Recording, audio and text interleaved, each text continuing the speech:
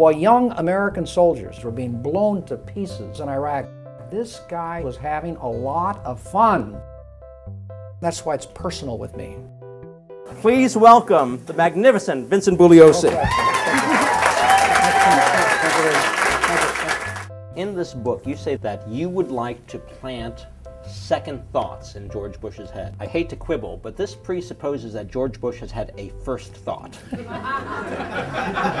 one has ever accused him of being that bright, but I think he knows the difference between being safe and having someone coming after him.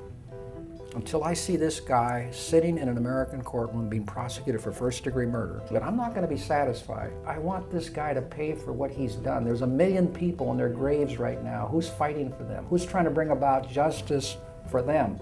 I have the cloud of an emaciated moth. I'm looking for a person in authority. Really what this book is concerned with is the American war dead. That's what he can be prosecuted for. Yeah, but I did come up with jurisdiction to prosecute him here in America for the over 4,000 American soldiers that have died fighting his war. Not your war, Warren's, or mine, or America's war, but George Bush's war.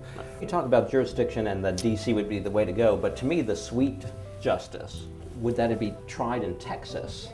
Because according to Bush's own words, retards can be executed in that state, which I think opens the door for him. I can't keep up with you. That's good.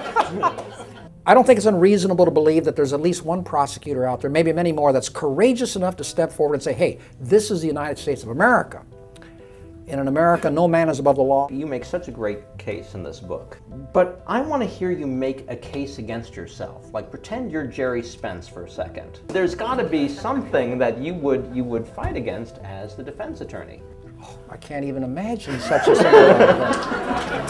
You really do not like this man, and I remember reading Helter Skelter, and I don't remember it as being quite that personal, so I have to ask you, who do you think is crazier, Charles Manson or George Bush? Well, here's the thing. It is personal. It's not supposed to be personal for a prosecutor, because it's supposedly it clouds your vision. But would it be personal with this guy here, George Bush? And I'll tell you why. During the hell on earth this guy created in Iraq, this guy, George Bush, smiled through it all. Now, I know the White House press people say, oh, he takes the loss of American soldiers hard. And I say that's just pure moonshine. Suffering on one hand and joking around and having fun on the other are simply incompatible. They cannot coexist. They are mutually exclusive.